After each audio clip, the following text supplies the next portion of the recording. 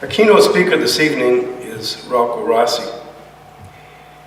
He's a graduate of McGill University, good Quebecer, and has a Master's of Arts in Politics from Princeton University. He's been married for 26 years, and he and his wife have their pride and joy in their son, Dominic John, who attends Dalhousie University in Halifax.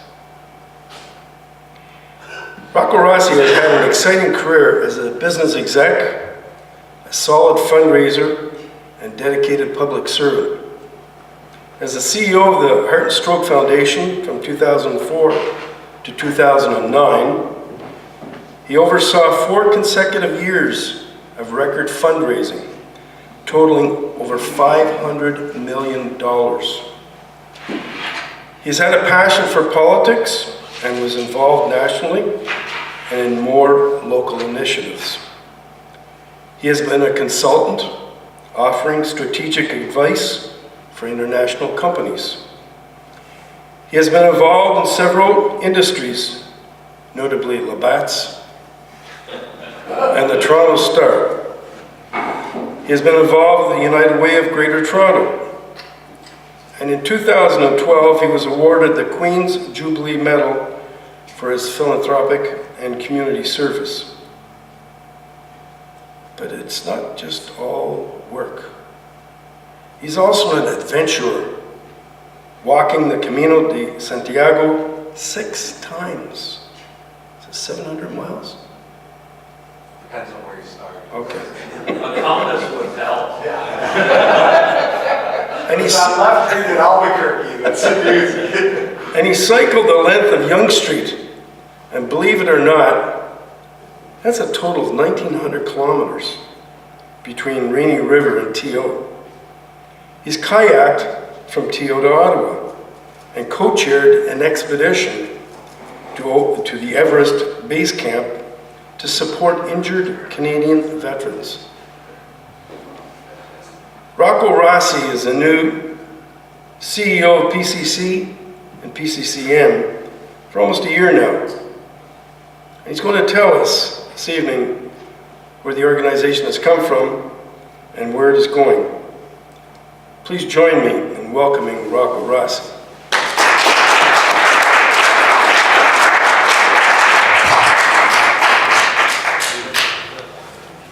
Thank you so much, Bill. You read that exactly as my mother wrote it. No, I modified Things that would make my dad proud and that my mom would actually believe. I have to say, you know, it's a big hockey night, obviously, here in Ottawa. And when I was a kid, I certainly didn't dream of being CEO of Prostate Cancer Canada. My dream, like every Canadian boy, was to be the next Bobby Orr. I absolutely loved and still love hockey, and I had it all. I had size, I had strength, I had desire, I had passion, love of the game. Unfortunately, I sucked. I had just zero skill. I could barely stay on skates. But I was a big fat kid, so I got put in net. And they figured the bulk is going to stop most of the pucks. And it did a pretty good job, and I was okay with the glove hand, okay with the blocker and the stick. But I was unsure on my skates, so I could never close my pads fast enough. So I was 5-hole Rossi growing up, right? And because the opponents, we're up against 5-hole Rossi, everybody scores between the pads. And as I grew up, I realized that all men are 5-hole Rossi or Smith or Jones or Britton, because that's where cancer affects the most men, prostate cancer. And I've lived that in my own family. My father, thankfully, is a survivor. No thanks to him, because as the song says, men are idiots. If not for my mom, I have no doubt that my dad would be dead today, because she was the one who kicked him in the butt and said, you know, you got to be checked out. And this was a guy who at age 68 had never been to a doctor in his life. Right? He'd been born in his parents' home in southern Italy with a midwife, and believed, and still believes to this day, that unless you're bleeding from the ears, you don't go see a doctor. And sadly, I have a 48-year-old cousin who's fighting the disease, and we lost his dad, my uncle, at age 53. So I'm from the bad end of the gene pool when it comes to prostate cancer, and so for me, it's very, very personal. And it was my dad who convinced me to take on this job. Because he said, look, Rocco, here's the situation. The numbers for prostate cancer are almost identical to breast cancer. 1 in 9 women will be diagnosed with breast cancer in their lifetime. 1 in 7 men. In 2012 in Canada, 23,000 women were diagnosed with breast cancer. 26,000 men in the same year were diagnosed with prostate cancer. 4,800 women died tragically of breast cancer in 2012. Over 4,000 men died of prostate cancer. And the age distribution is almost identical. There's maybe a 5-year lag. The vast majority of breast cancer cases are still postmenopausal women. They're in their 60s and 70s. It's just breast cancer has always been smarter, and God love them for it because it's a horrible disease and they've done the right thing. They feature young moms with breast cancer in their advertising. And women, again, God love them because without them there'd be no species, there'd certainly be none of us around, have been willing to tell their story, to talk about health and to talk about breast cancer. Whereas guys, the last thing in the world we want to talk about is health. And we certainly don't want to talk about health below the waist unless we're bragging. I mean, when earlier they said the elephant in the room, and it's like, well, mine isn't an elephant, but maybe yours is. That's the level of the conversation. And what's the result of all of that? Well, I got to bring this up because this blew my mind. I was just starting on the job, and I headed to Calgary. And I got off the plane in Calgary and I opened up the Calgary Sun. And this page occurred in every single one of the Sun newspapers across the country. The Ottawa Sun, Toronto Sun, Winnipeg, Edmonton, Calgary, purporting to have the major forms of cancer in that year by incidence level. So I have a look at it and I blow a gasket. There's no prostate cancer. The number 1 cancer by incident on that list is 25,600 for lung cancer. In 2012, there were 26,500 recorded cases of prostate cancer. So I phone up the editorial board at the Sun and I tear them a new one, say, what's gives? They said, oh, we're so sorry, Rocco, it was inadvertent. This wasn't done on purpose. I said, I wish it had been done on purpose. It would suggest you knew that it existed at least and decided, well, it's just a bunch of old guys, who cares? They gotta die of something.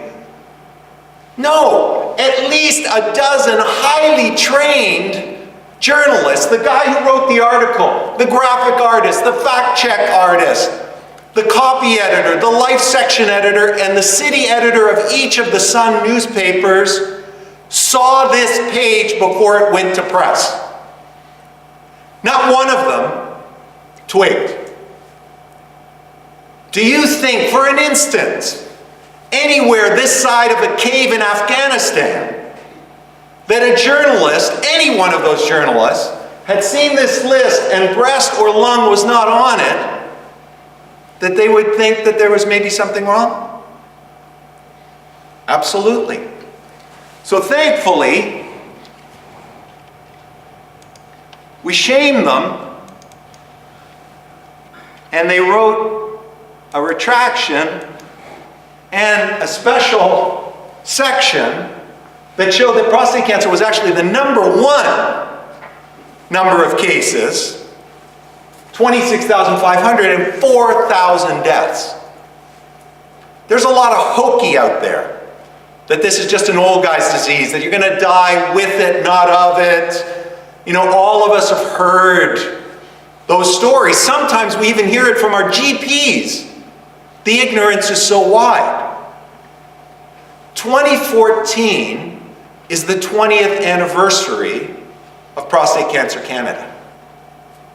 Right? And you just heard from our good friends at the Motorcycle Ride for Dad, 14 years. You guys here in Ottawa, 21 years. Sometimes we say, well, you know, we've done the job, we've gotten the word out. We haven't scratched the surface. We have not scratched the surface. If a national newspaper chain in the 21st century can run a full page that does not include prostate cancer, we got a lot of work to do, guys. And why? Because men are idiots. Right? We don't want to talk about it. I'll tell you the case that, you know, aside from my dad's own situation, shortly after I began, I went out to Halifax to see our office there. And the executive director of the Atlantic region,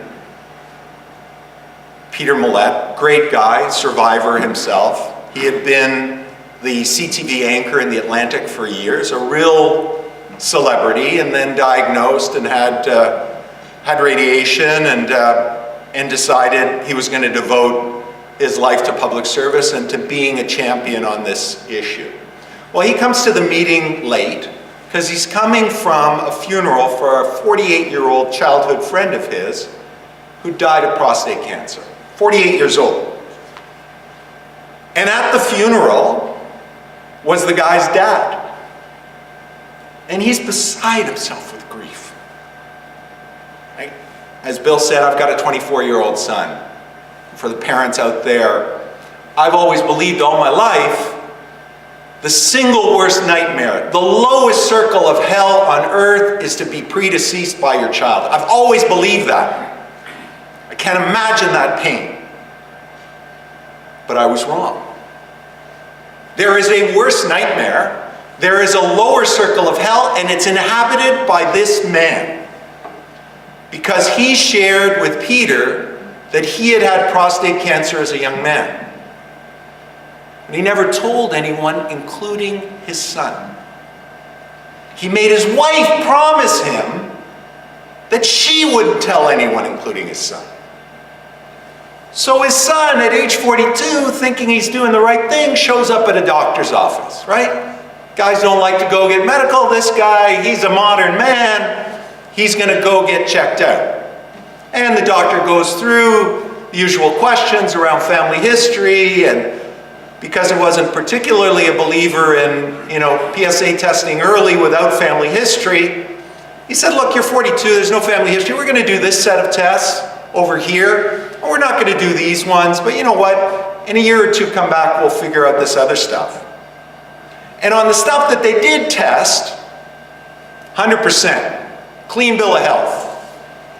That goes into the guy computer. Hey, clean bill of health, 1 year becomes 2, becomes 5. He's not back to the doctor until he's 47. And by this time, the cancer is metastasized into his bones. His father got to watch his son die for 18 months and then bury his son. All because he wouldn't have a conversation. And why? Because he said to Peter, the surgery that got rid of the cancer, that saved my life, they hit a bunch of nerves, affected my sexual function. I didn't want my son or anybody else to think I was less of a man. We are so screwed up as guys.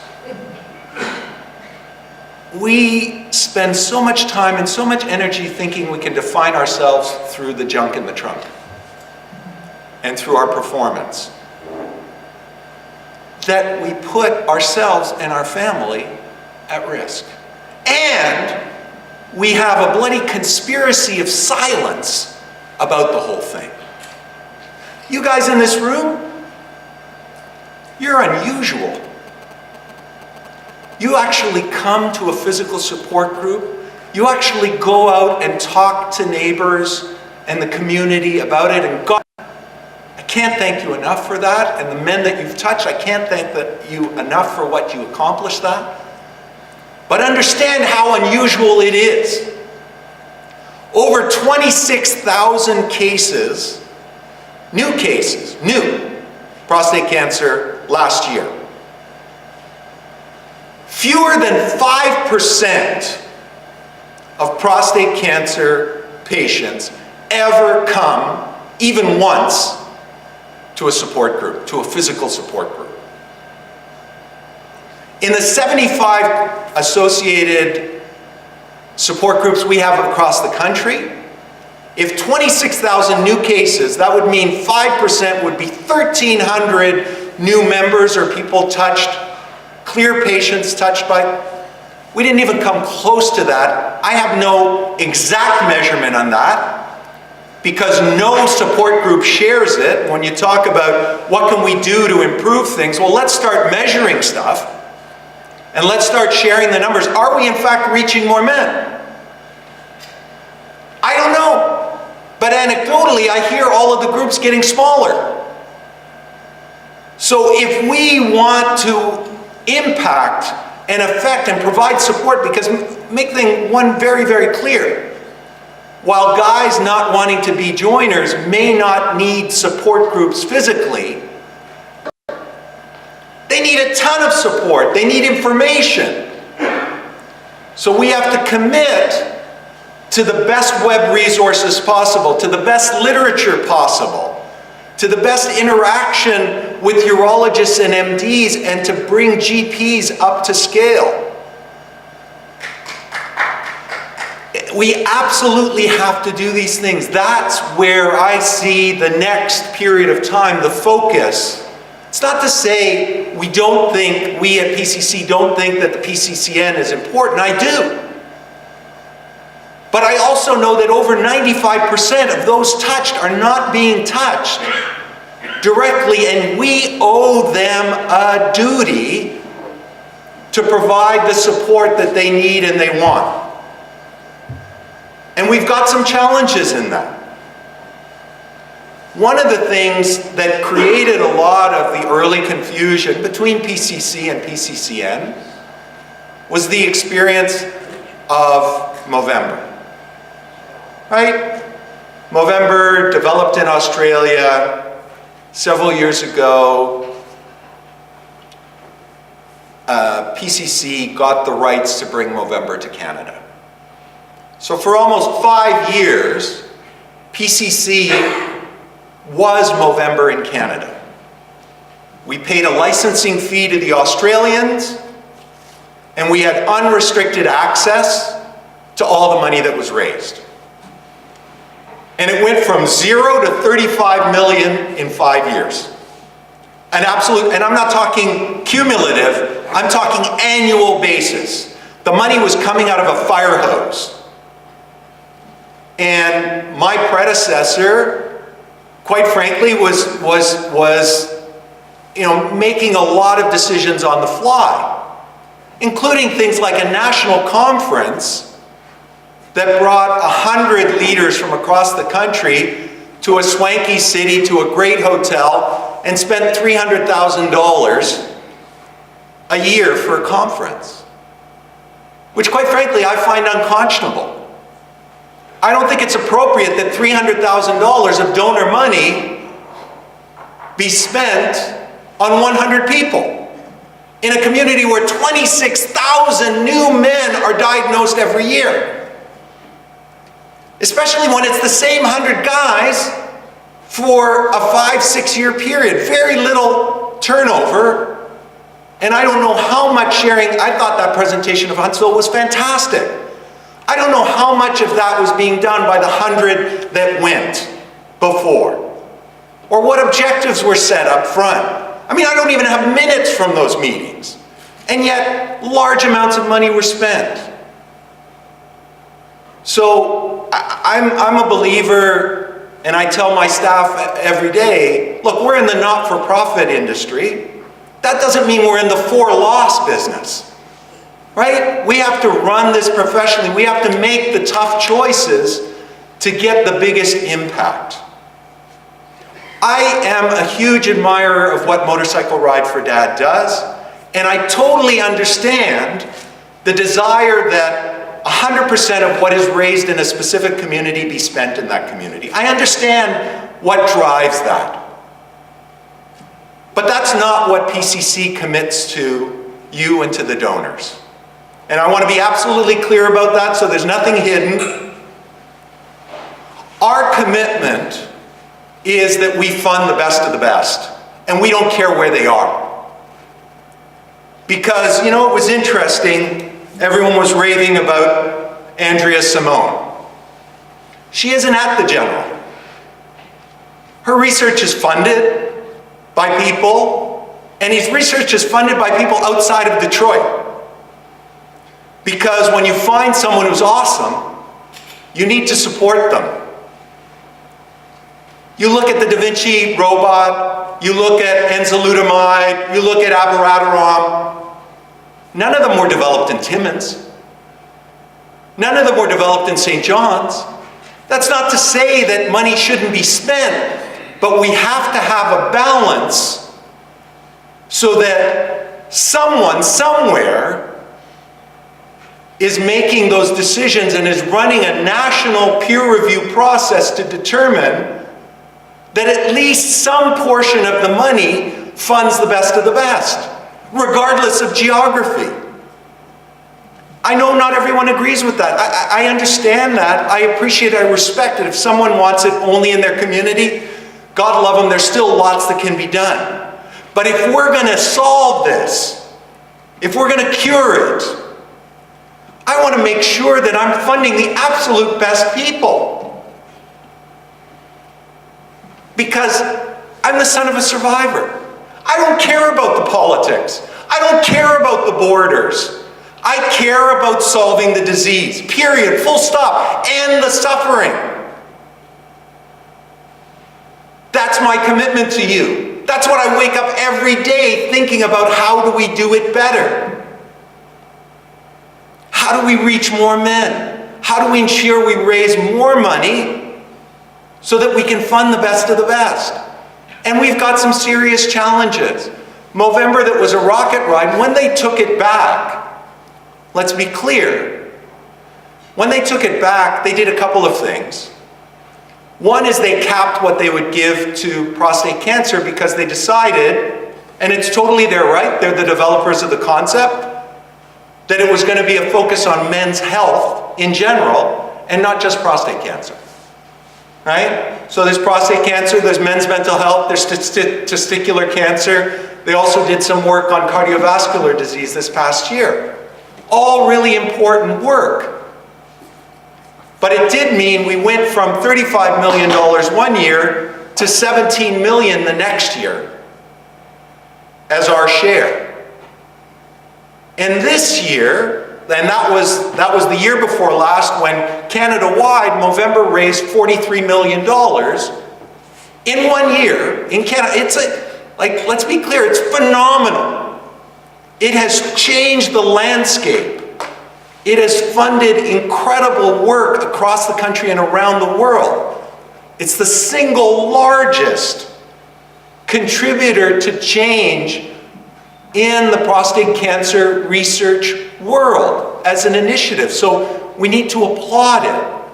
But one of the things that it did, in addition to capping, was that it restricted the $17 million we received could only be used for peer review research.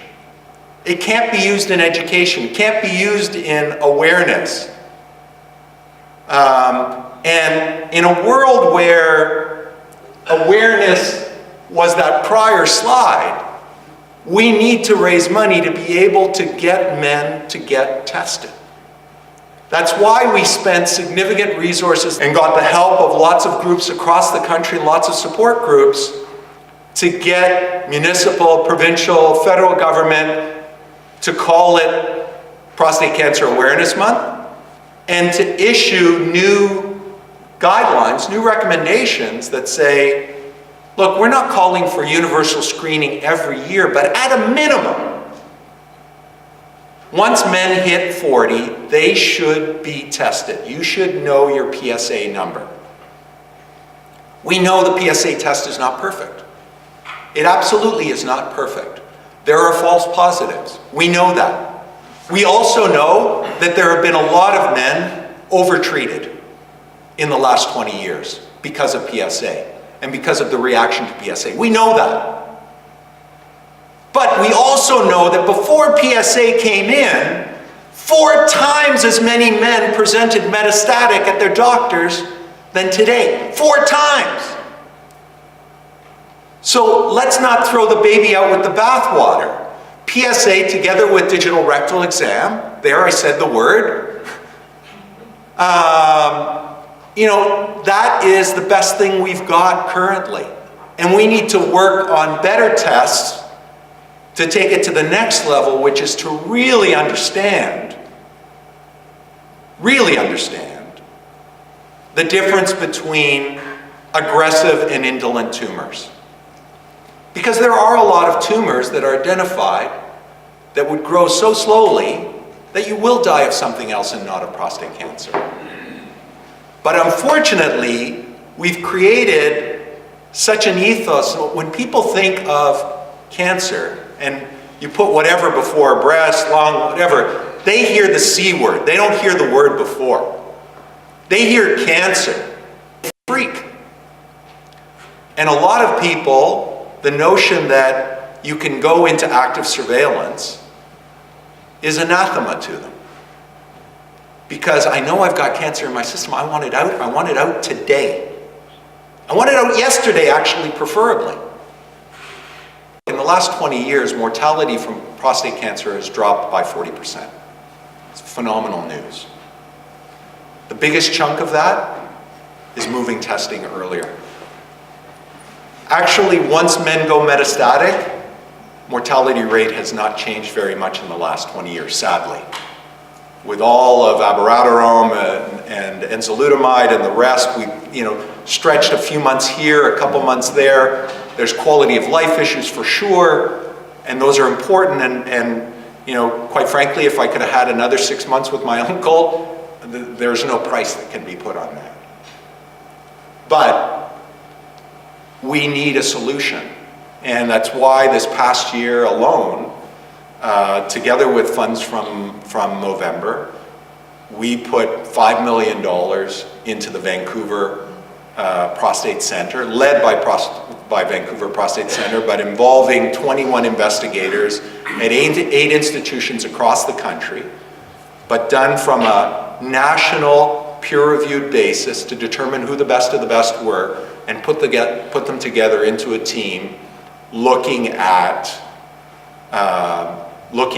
hormone and chemo-resistant metastatic men, because that's a critical piece that has to be cracked. And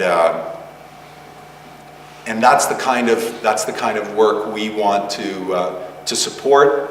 We also want to work with the local partners, and we've done sharing. I was just at the Ottawa Hospital Foundation today because we did the wake-up call breakfast together. And so 50% of all funds that we raise go to the foundation to do the local service, but 50 goes into the national peer review process or the national awareness issue. And we've done a lot of work. You guys have done a lot of work. Motorcycle Ride for Dad has done a lot of work. Movember's done a lot of work. But that Sun newspaper article and just the reality out there, why is it that every single province pays for mammograms for screening and not for PSA. To hear it from the minister in Ontario, it's, well, there are false positives. To PSA, the science is confused, and so therefore we don't pay for it as a screening. Well, guess what? There are false positives in mammograms as well. The difference? If you try to defund mammograms, the breast cancer movement will burn Queen's Park to the ground, brick by brick. Guys hear that it's not paid for, and because we don't want to go to doctors or be tested in the first place, we go straight to our default. Oh, well, I guess that means it's not necessary, it's not a good test, and so I can avoid it. Good, that's a good day for me. And I saved 25 bucks. But you may have put your life at risk. All of us are 5-hole Rossi. We've got to work so that prostate cancer can no longer score on men. We have to protect the 5-hole. God bless you and Happy New Year.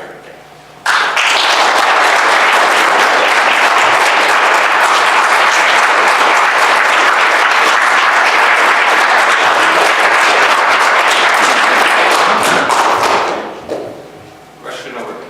Please. So I'm still confused.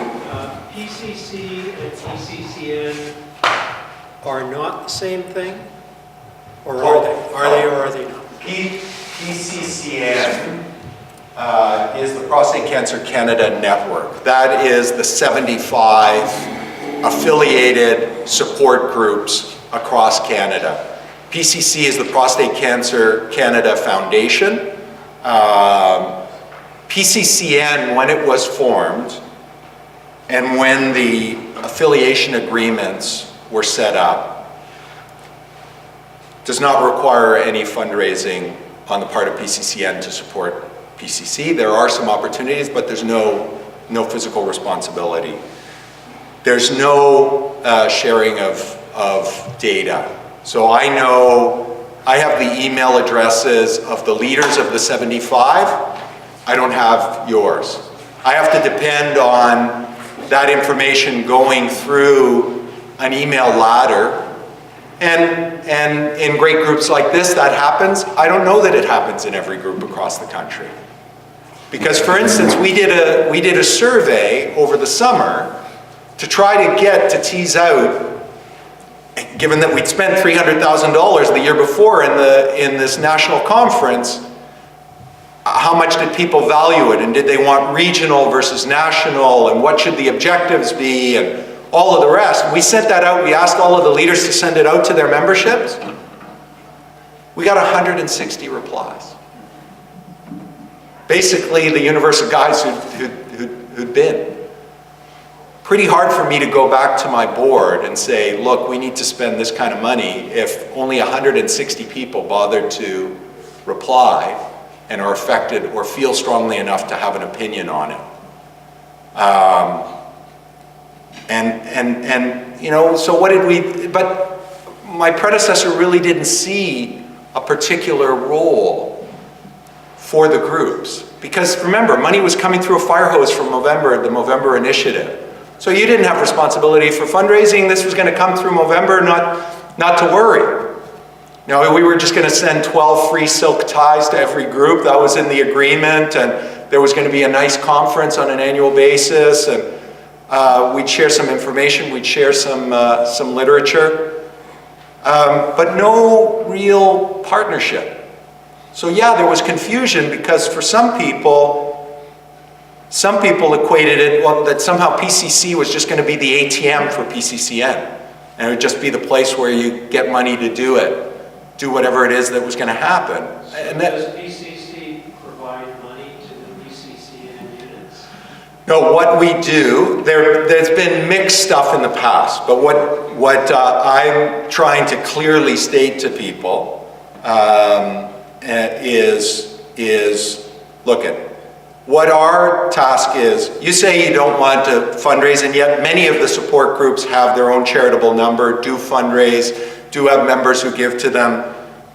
They can fundraise, they just don't particularly want to fundraise for PCC. There was no history really to do that. So, fine, I don't, you know, it'd be great if people wanted to fundraise for the national cause, but look, if you don't, that's your call. We're there to provide the best material. We provide it free of charge. Those ABCs, those documents around Get Tested, that's all provided for free by PCC and for any group, quite frankly, affiliated or unaffiliated. I'm not stressed about that. I want to get it out to men.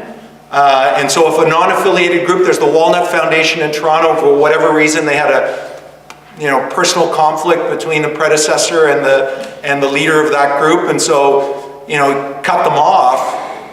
That makes no sense to me. I'm here to get rid of prostate cancer, and so if that group is doing good work and they want the material, they get the material. And we've started, because we know that lots of small groups have difficulty getting speakers, we've started to put together a library of video, and Jerry Peel Sticker's been a great champion for this, to get those DVDs out to people. They pop them in. They can't get a speaker, pop that in. We've also started online a service where you can either phone in free conference call line into a conference call webinar once, twice a month, anywhere in Canada. You can call in and we'll have an expert in a different area talking about issues. Because we know a lot of guys, even though you provide a very safe environment, non-judgmental environment for them to talk about their issues, there's a lot of guys who still want to be anonymous. I respect that. So provide them with an opportunity, either through a conference call or in the webinar format, for them to come in, ask their questions, and not have to face other people physically, but get the information they need. They need support, and I want to deliver support in whatever way that makes sense. On the conference side, I need a business plan. I need objectives. And you heard, I applaud you, $7,500 to do what was done, right? And had that kind of impact instead of a grandiose, big hotel and all of the rest and all travel expenses. That's just not on, right? So in the US, Zero Cancer, which is the prostate cancer advocacy group, they have a national conference, but people fundraise to go to the conference. They register, they pay a fee, they pay for their costs. If it's important, and their local groups will also help them fundraise and send representatives and bring back lessons from it. So we also want to coordinate national advocacy. So the whole letter writing in and getting the official proclamations, yes, each individual group could do that on their own, but so you got the city of Ottawa to sign up. Okay, that would be great, but if we can coordinate that effort as we did, we had over 70 municipalities, we had multiple provinces signing on to it. That just gives us more heft. If you guys had phoned up the Ottawa Sun after that, would they have changed it? Would they have done a reprint across the country? Maybe they would. Maybe. But it's more likely if you have a national voice, right? So those are the ways that we can work together. And we would look to the bigger support groups, as you guys do, help some of the smaller ones. But quite frankly, if the smaller groups, there's a great guy, and they're all great guys in this room, but there's a great guy out in Qualcomm Beach in BC on the island, Court Brooker, and I highly recommend you guys, if you don't know him, he's just a wonderful guy. He's a non-affiliated group. He said, Rocco, I don't want to be part of PCCN. I want to do my own thing. And you know what? It doesn't cost a lot to hold a meeting. We, pass around the hat and we go to the local church, we go here, we go there. People provide it. And if there's only two guys, quite frankly, they can meet in someone's basement, if that's the whole point of it. So I don't want your money. I'd like to have materials, and I happily provide those, but we can deal with the other. So what do you need the money for? if we're providing the materials, if we're doing those things, and then that allows us to reach more men and more affected families. But if we knew, if we were, you know, if we could actually, when you said let's share best practices, well, if we could actually measure and see which groups are growing, then we could actually determine who does have the best practices. Otherwise, you're just making stuff up. Right? Everyone's proud of what they do. Everyone assumes they're doing best practices. Until you measure, you don't know what's best practice. Right? We'd love to be able to help with that. Those are the very concrete things that we can do. But, you know, we're not an ATM. So, just one quick thing. I can ask Rocco later. We can do it personally or get Joseph someone. has asked if you wouldn't mind, if you have a question for Rocco, if you wouldn't mind coming to the front so that he doesn't have to swivel the camera all over the place. We'll even ask Rocco to say what questions. Or I can repeat the question. Okay, Yeah. sure. Yeah. Does PCC have sort of a $20 million budget? The question is, does PCC have a $20 million budget? We have, last year, we raised a combined $25 million. We had a $4 million cost to raise through all of that overhead, the rest, so 16%, which makes us one of the top 20. And I heard the argument about, look, you know, 100% of what is raised got donated because sponsors dealt with the overhead costs. Well, sponsors are donors too, so it's you know, we can all have fun with math and say, well, look, those that donate, but the sponsors have covered the cost. Well, that's fundraising too. They get a receipt. And so that needs to be included in the total. If we wanted to say that, we could say that every individual gives 100-cent dollars because our corporates would have covered our overhead, right? So let's be clear with everyone. There is no free lunch. I mean, it's interesting. There's a wonderful TED Talk on YouTube by a man called Dan Pallotta. And he's a really interesting thinker on these issues. And he said, look, if you've got a business in the private sector that's making 25% on every dollar that they raise and has very little CapEx expenditure, you would think you'd died and gone to heaven. If you're in the charitable world and a charity returns 25 cents on every dollar, the CEO goes to jail. That somehow there's the sense that the money is just going to float in through the windows free. And if you're small, right, we have 500 volunteers at my local church. So we have an incredible low cost to raise.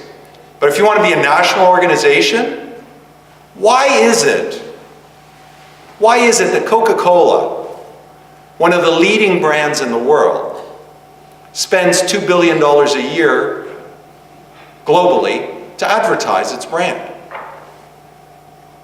If a charity does that, we're doing something bad. It's taken as a given in business. Because the reality is, if you don't keep making noise in the market, there's a lot of other choices for people to give to. There are 89,000 charities in Canada. 89,000. Almost all of them great causes. And every year, 2,000 new charities are born. 2,000 new numbers are given out by Revenue Canada. There is no more competitive sector in the economy, I would argue, than the charitable sector. And we saw some evidence of that this year. Movember, which has been, as I said, a phenomenon, and we love them, and I know that many people grow Mo's here. And we saw the picture from Huntsville. Movember is down over $11 million from last year. Last year it raised $43 million, currently around $32 million for this year. That's going to mean a almost $4 million hit to Prostate Cancer Canada, because they'll just have that much less to share to the charities that they raise it for.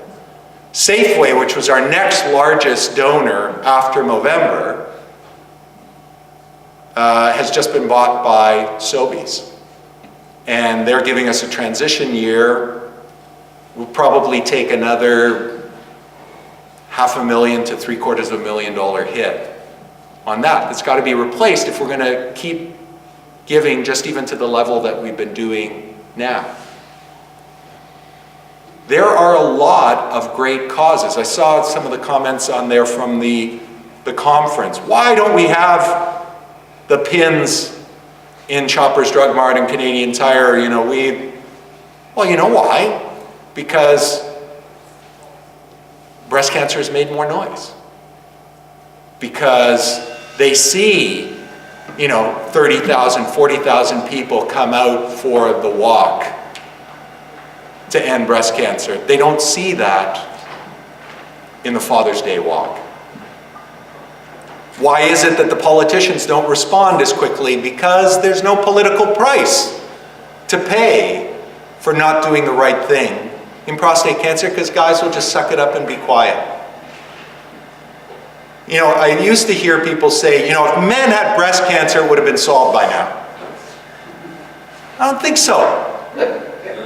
I really don't think so, because we can't get our own shit together, let alone solve it for other people.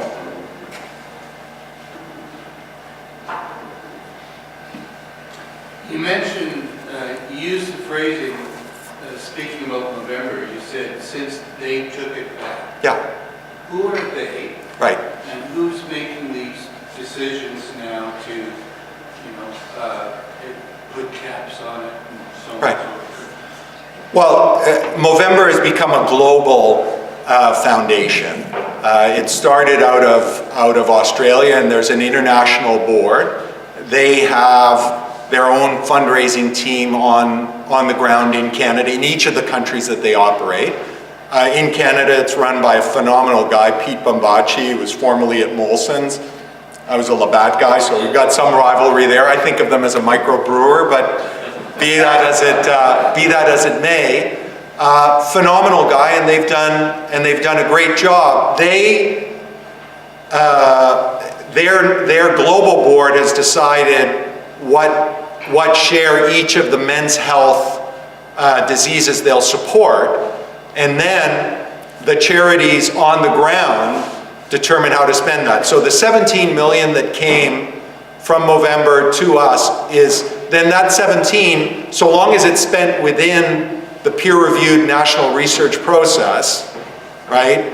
We then put together a research body that's made up of Canadian and, quite frankly, also some American researchers to give it a real look over whose are the best projects that year and for the next several years. Was it an issue? You said PCC had the license. We had the license Did that before. expire? Yeah, there was a contract period, and as they've done in every other country, it's gotten to scale, and so they've taken it over directly. But they then, those decisions are then made on the ground in the different countries by the charities they partner with. And there's no other sort of major league fundraising. Obviously, there's one, but there isn't sort of an equivalent of the Run for the Cure that's PCC directed, because that's not one. No, because Movember is our equivalent to the run, but that's something that we need to work on. We need to work on, one, to refresh, because who knows how long, and I hope it lasts for a very long time, but everything comes ebbs and flows. What's the scale of the breast cancer fundraising? Well, the question is, what's the scale of the breast cancer fundraising? There are a number of agencies and foundations on that side, as there are in prostate cancer, and there are also the hospitals who fundraise directly. I mean, Princess Margaret in Toronto is probably one of the largest breast cancer fundraising entities in the country. But in rough terms, as I do the math, there's probably 10 to 1 breast cancer to what is raised for prostate cancer nationally. I'm fairly new to this group, but you can tell we get some more and some less Yeah. in attendance here. So what strikes me as a new member here is that, in the city of Ottawa, we think this room will be packed. I mean, you think, if whatever the logic is for people deciding to come, whatever that logic is to come or not to come, Yeah. clearly, our success here, and I'm not part of it, so I'm speaking for myself too. We're not resonating with a whole bunch of people. There's a bunch of people show up every week, mostly the same people. So what is it? I guess my question is clumsily put. What is it about? And you spoke to it. You addressed how, being the idiots we are, and how we approach disease and cancer, especially. How we don't want to reach out and get. It's isolation. So what is it? What is this the form? Is this stuff we're doing for 40 or 30 or 40 that show up every month? Clearly we're not working on a large scale here, so what's the other alternative? Well, the question was asked, look, why is it that even in a city the size of Ottawa, you have 40 people coming out on a night, so is it resonating? How do we get to more, and why are the numbers what they are? And I think there are a couple of reasons, and then there are a couple of ways forward. One is the nature of guys being idiots, and we don't like to be joiners, and we're not comfortable sharing. Again, I told you guys are unusual. Most guys I know, and most guys you know, don't want to talk about incontinence. Don't want to talk about erectile dysfunction. Don't want to talk about issues involving prostate health. Just don't. And they will never come. They will never come. But to be clear, 30 years ago it was unladylike and impolite to talk about your breasts. Today you have Angelina Jolie going on international television and saying, I don't have breast cancer, I have the gene that predisposes me to breast cancer, so as a prophylactic, I'm having double radical mastectomy. And she's applauded for courage. You're not going to have Brad Pitt going on to international television saying, guys, as a prophylactic, I'm going to have a radical prostatectomy, and you know what, I might have some troubles in the sac after that. Not going to happen in the near term. But things do change, and even guys learn. Slowly, with a 2x4, usually by the wife, but they learn. So we can move that dial, but that's going to take a while. The second big issue we have is a lot of docs in a lot of hospitals around the country are very uncomfortable referring patients to support groups. It's not because they don't like you. Part is that doctors have a bit of a priesthood complex, and they feel unless the hands have been touched, then you shouldn't be giving any advice. And secondly, they're really concerned because they have heard some horror stories. And I had a circumstance, I was in I won't say the city or the group, but I was sitting there, and a guy came up to me afterwards and he said, you know what, I've got a buddy in Mexico, he runs a clinic, that fixed me right up. Prostate Cancer Canada needs to be talking about this, and I talk to every guy who comes into the group. Well, a urologist hears that, he freaks. Some whacked out clinic somewhere that is serving up some berry and saying that's going to solve it. So they're very concerned about those issues, and so they won't, because you know what, this thing would be bursting, aside from the guys who won't go to any group ever, but it would be bursting if every single urologist, every single rad-onc in the community said, you know what, as part of your process in thinking this through, you really got to go down and see the boys, because they've lived it. They're not doing that, guys. No, They are not doing that. And they've got some reasons. It's one of the reasons why we're doing this webinar series and the phone conference call, because we can tell the urologists, we can tell the rad-oncs, the only people who give advice on that call are medically trained personnel. Only ones. Some non-medical will ask questions, but they'll very clearly be questions. The only ones giving advice, and I know that a lot of people, and unfortunately in the movement, and I've run into them, and you know them as well, they believe they know more than most doctors because they spend every waking moment on the internet figuring out the latest study and saying, I'm the expert. Well, guys, we got to be really careful. We have to be really careful. There have to be clear cut. We do not give medical advice. We offer emotional support. We can share what our experience has been. But we don't say, do brachy, don't do this. Because even if that happens once, and the medical community hears it, they will shut you down. I had a group saying, we think PCC as one of your services should do comprehensive liability insurance so that if any of our members get advice from us and then it goes wrong, PCC's on the hook. I said, sorry, Jack. You are not to give medical advice, period, full stop. You provide a forum where you bring experts, you let the experts talk. We have no liability, and I am not covering your ass on this because it is wrong and it will harm the movement.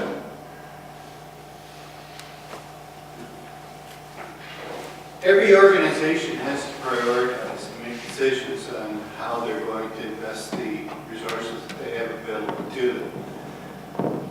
If I heard you correctly earlier, and correct me please if I'm wrong, I think you said that over the last 20 years, there's been a 40% reduction in death. In mortality, the mortality rates from prostate cancer. Attributable to increased awareness, whereas once PC is metastasized, the rate of mortality is remained about the same. Wouldn't that suggest then that if the greatest return, so to speak, has been through increased awareness, that that's something we should make a priority? We absolutely have to make it a priority, and that's why I want to grow capacity outside of Movember, because Movember has made a decision that it wants to do research, and quite frankly, it's an important one, because you know what? A lot of guys do hit metastatic, even after they're treated the first time. In fact, most support groups, the long-term members of most support groups, are people who are dealing with recurrence. People who are dealing with multiple procedures. Otherwise, most guys I know, once they've made, they'll suffer through the decision, radiation, surgery, active surveillance, but once it's done, I don't want to hear about that again. I'm not going to another group. I may have come to one meeting, 2 meetings, I make my call, it happens, I go, it works out, the diaper comes off, I'm ready to rock and roll. And then I don't want to be reminded of it again. But a lot of people, there's recurrence even when you have that. So we have to deal with the metastatic issue. And unfortunately, it costs a lot more money to do those things. And the guys who went to Huntsville saw how much it costs to bring a drug to market, how much it costs to bring a new treatment. So yeah, we've got to do a balance, but we want to spend on the additional dollars that we're doing beyond Movember to really work on education awareness, also to work on the docs directly. We need to go at the GPs and educate them about PSA. Because a lot of them, and I hear the stories, and I'm sure you've heard the stories, a lot of them will say, well, look, man, you're not even 50. What are you talking about? Come back to me in a couple of years. Won't even do it even after it's been asked. And even the guy says, I'll pay the 35 bucks. What's the big deal? You're taking blood anyway. It's checking a box. So we have to educate that group. We got to get in their face. We got to get into the faces of government and say, this isn't right. This is not right. Why is it that Saskatchewan pays for screening and not Ontario or Quebec? What's up with that? A PSA test costs a fraction of what a mammogram costs. Is our life worth less than a woman's life? No, of course not. I don't want to take anything away from breast cancer. I want to emulate what they've done because they get the program.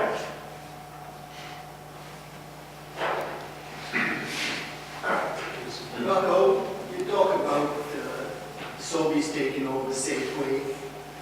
It's going to impact our funding. We had a good program going over here called Good for Dad, which we gave over to PCC. What's to stop PCC from taking that name because it was so popular over here and so many people supported it, dropping those guys and having our own initiative with a Good for Dad? Yeah. Well, it's a great question, and it's almost like a setup, like we had this planned. There's no question that you know, and the Motorcycle Ride for Dad understands this very well as well, and I applaud them for it. As we look at ways to create emotional links, because as my dad said, what's the difference between breast cancer and prostate cancer when the numbers, the stats are almost the same? He says, statistics tell, but emotion sells. Until you get into people's guts, into their heart, there are so many choices that they can make. They're not just going to make it cerebrally. Right? People aren't built that way, the vast majority of people. What's the single biggest emotional lever we could probably pull? As I look at the calendar, the year calendar, it's Father's Day. Right? And for most of our 20 years, we've had a Father's Day walk run across the country in most of the cities. But it's an also-ran compared to breast cancer. We haven't cranked it up. So I'm challenging my team and the sponsors that we work with to think about it in a new way and to use exactly what you're talking about. From the moment the lights go down on Mother's Day in May until Father's Day, for that month period, we want to have the Do It for Dads challenge, and done plurally, because it's not, you know, it's funny, we did some testing and a lot of people, while virtually everyone loves their mother, a lot of people have complicated relationships with their dad. But dads includes you, right? So the notion of Do It for Dads, if you want to come to the walk run and you're in a city that has one, please fill your boots. You want to do a golf tournament, a garage sale, a bingo night, a poker night, we'll put it all under the Do It for Dads umbrella, and we'll create web pages that allow you to put up your web page, put up your event, and solicit donations from your friends. And then, a la United Way or even Movember, we don't talk about the results of one small event. We say, over this month, X thousands have participated, X millions have been raised. And that will be a much more exciting, we hope, platform on which corporate sponsors will then want to put their name. Because right now, it's too small potatoes relative to the pop that they can get from some of the other charities. Has there been a Father's Day run in Ottawa the last while? Yes. There is. It's done by the Cancer Foundation. Yeah. Yeah. Going on since. And so we don't want to, you know, look, we're not there to take anything away from another, and so we didn't run a competitive, and I wouldn't want a competitive walk run at the same day. Put something together. I mean, Yeah. you do No, we this will. for a living, Yeah. presumably you're going to do something, but it's just not obvious what it is. No, we need to do other events, and we will do other events. And we'll do other events in Ottawa, and we'll do other events around the country. And one of the ones that we will bring to Ottawa, and it's one of the things I've been discussing with people today, for 4 years in Toronto, we've had a wonderful event that started with third parties, started with two guys, investment bankers, one of whom's dad was affected. And they said, you know, we want to create something that young professionals can get into and have fun and raise a little bit of money and awareness for prostate cancer. So they said, look, what's the fundamental problem in prostate cancer? It's men's embarrassment and shame, and not wanting to talk about it. What else is embarrassing and shameful? Being caught with your pants down. So they created the Pants Off Party in Toronto 5 years ago. And you arrive dressed to the nines, and you check your pants at the door, and you have boxers for the evening. And we've raised over $250,000 just with that one little party. $250,000. But that's just in one center without national sponsorship. Stanfield has come on board, the underwear people, so we've launched Pants Off Halifax. That'll be in February. So it'll be a cold day in boxers. It's a little gimmicky though compared to heart stroke, for example. You know, okay, big bike for stroke is a bit of a gimmick, but their guts is in order to look into it. Yeah.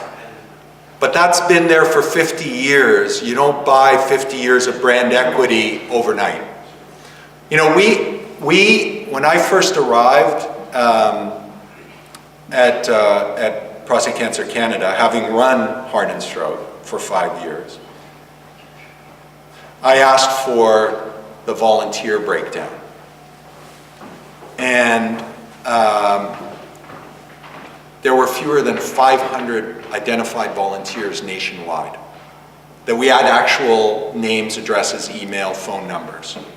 They assured me we have thousands because through the Prostate Cancer Canada network, we don't have there because for privacy reasons, people don't want to share that. But don't worry, there's an army of thousands.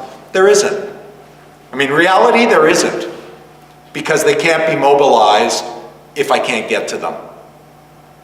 And if I can't, you know, heart and stroke, there's no issue, right? In Ontario alone, I had 40,000 names. And a bunch of employees that keep track of it. Yeah, but in Ontario, what made heart and stroke powerful in terms of government advocacy? Every government minister and every MPP knew that if we were pushing something and they were on the wrong side of the vote, they would receive 40,000 emails, mails, faxes, phone calls. Because we had an army that we could mobilize. That's power. That's political power. But if you got 75 names of the leaders, that's very little to leverage. So people will say, well, okay, Rocco, I hear you. That's interesting. That's important. Come back in 6 months, we'll talk about it again. It doesn't get done. Or you want to pull an event and go door to door in Sudbury in the middle of February, which people do, in Timmins, and raise $5 million just in Ontario and door to door, essentially for free because it's done by our volunteers. Prostate Cancer Canada couldn't come anywhere near that. So if we don't come up with creative, if we don't come up with stuff that the media will then pick up on, you know, and we're not then allowed to spend millions or have access to millions to do advertising to break that barrier of not having the brand equity, it's not going to happen. So you've got to have a portfolio, diversified, some more traditional, some new and edgy. Some are going to work, some are not. Lots of people didn't believe that growing a mustache would raise a cent. And this year alone, it's raising $120 million globally. $120 million in 1 year. So fads have their purposes. 40 of which was in Canada? 32 million was in Canada. We're the largest campaign in the world. There you go. Why is that? Justin Trudeau. Well, to be fair to my predecessor, they did a really good job focusing on building the marketing muscle behind Movember in Canada. That's one thing that they got right. Now, maybe got a lot of other things not so right, but they got that one right, and it became the model, because the rest of the Movember network didn't. PCC actually invested in staff to coordinate the volunteer committees around the country, and Movember took off far larger than any other place in the world. Just wanted to comment on your, Please. your coming up with creative ways. Yeah. Totally agree. Runs, rides, walks, daily calendars. You know, Everybody's all doing them. Done to death. I can tell you, as a motorcyclist, starting from the riding season around the 1st of June through to October, I can participate in a ride every single weekend for a charity. Every single week for a charity. Yeah. There's rides for children's cancer, there's rides for well, anything that you can imagine. You know, guide dogs for the blind. I mean, Right. Yeah, you no. name it, there's a ride for it. There's runs, there's walks. You have to be creating. Something creative, Yeah. good on you.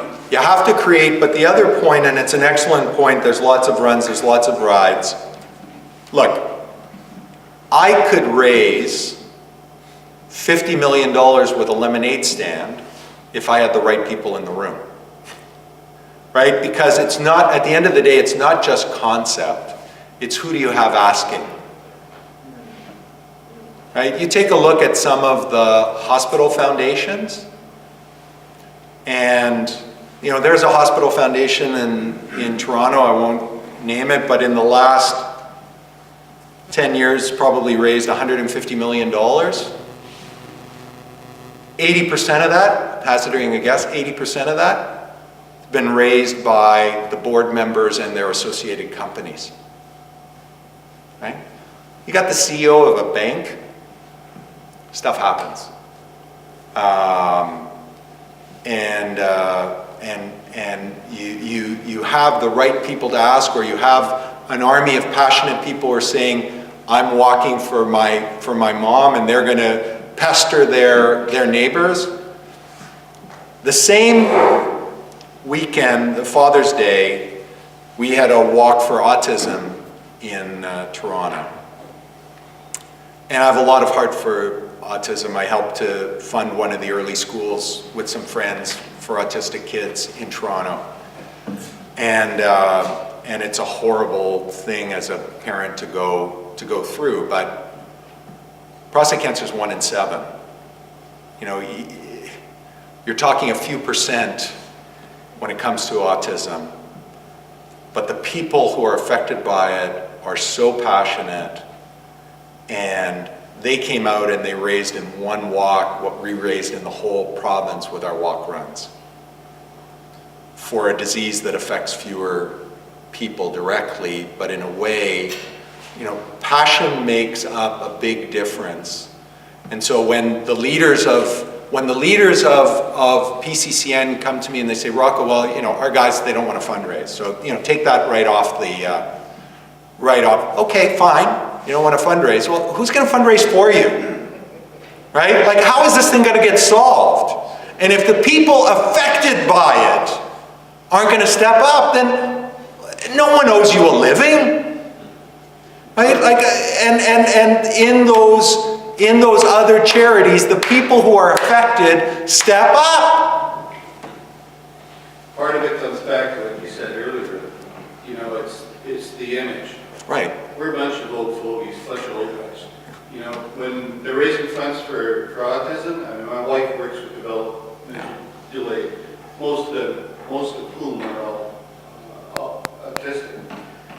It's children.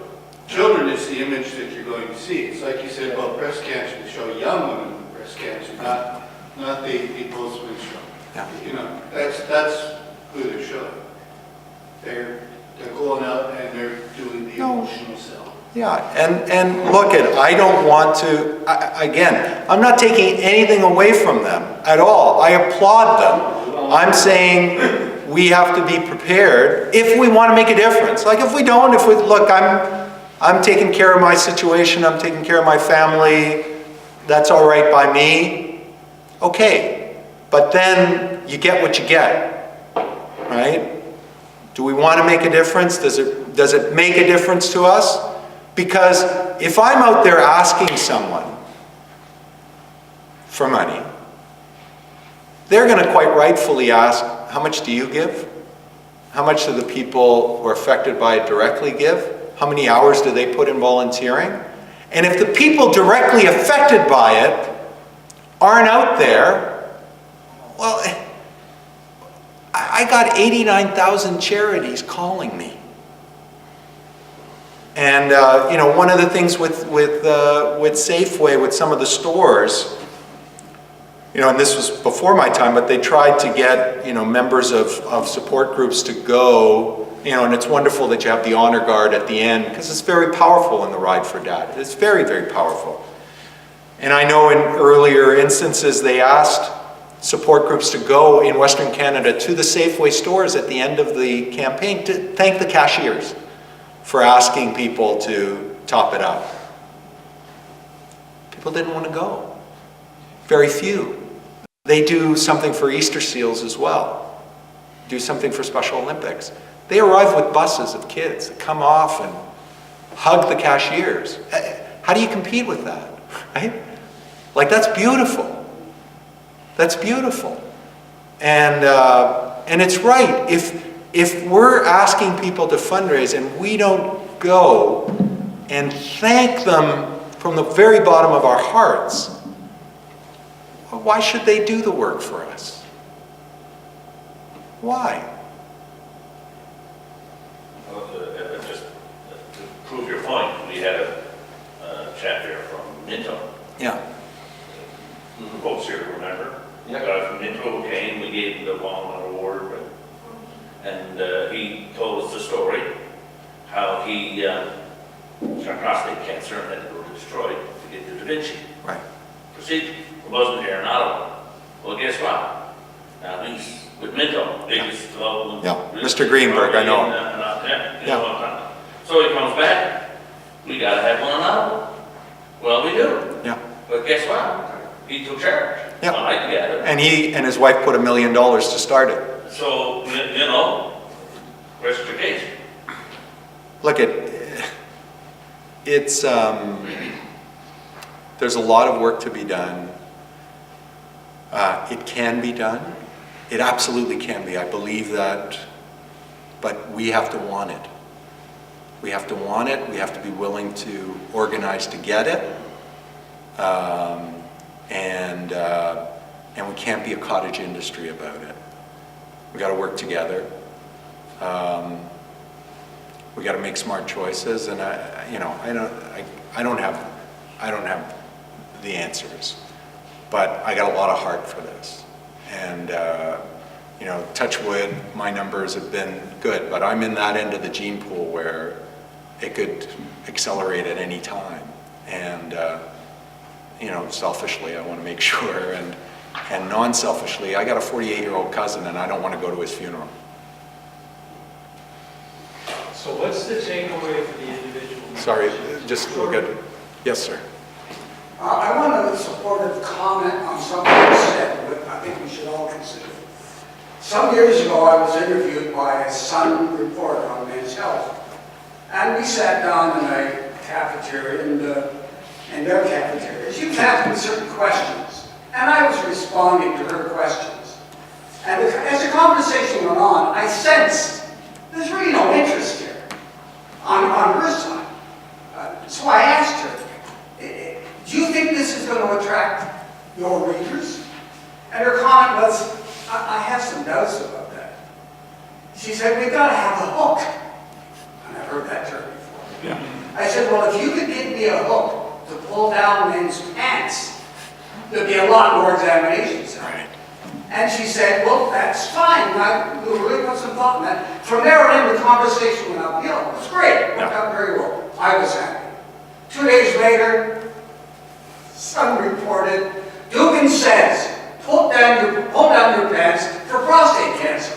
Well, I got a lot of comments from my friends on that. But I got a beautiful letter from the Rainbow Society.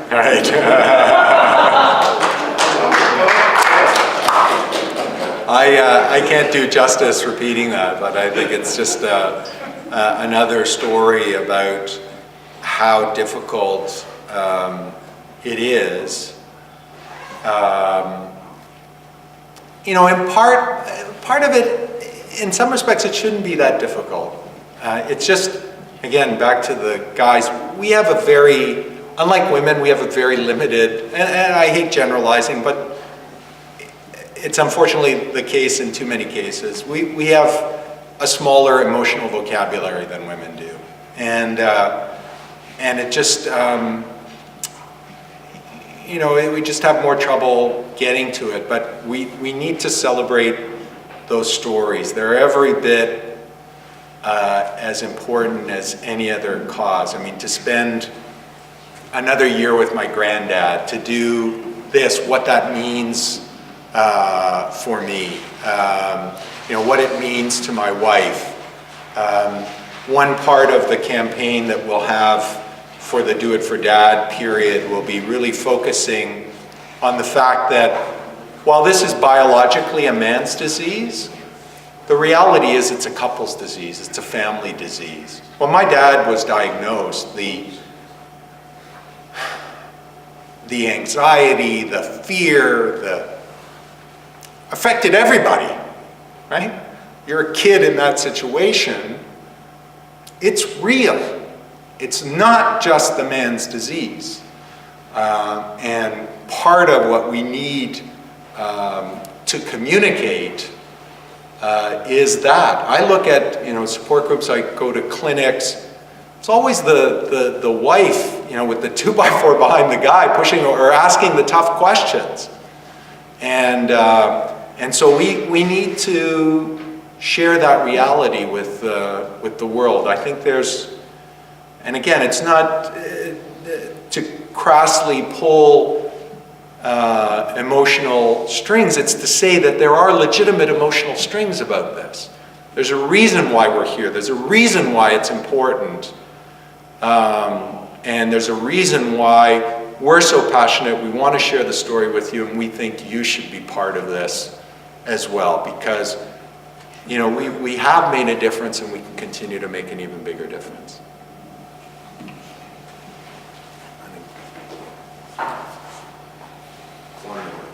One more? I'm sitting on this issue, okay, so what do you see happen? What would you like to see happen? I mean, I'm part of a group here that I felt helped me a lot, that's why I'm back. No, for sure. And I also see a group of men who are not just in there once and they're free of it and the say it's down to zero and they forget about the whole thing and go on and bring it away. There is a group of people who don't do that. Yeah. Well, and to the extent that can be the sort of shock troops of advocacy and spreading the message, there are very important roles in being key volunteers and assisting in the fundraising and being in communication and sharing those stories, not just in here, but across the country. But I can't have that conversation. So what I've suggested to the leaders is, look, I understand, I don't want to take over people's privacy, but allow people on an opt-in basis. You want to be part of a national organization? Opt in, let me know how to reach you. Right?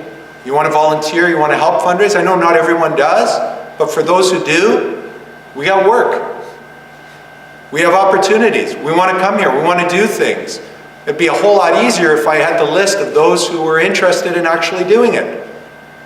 And not have to go and depend and overload a leadership that already is overloaded. I mean, you heard some of the messages from Huntsville. There's you know, succession is a problem, and overload is a problem because it's volunteer. Well, we've got staff. We'd like to be able to communicate directly. And you know what? If we go overboard on emails and the rest, you unsubscribe.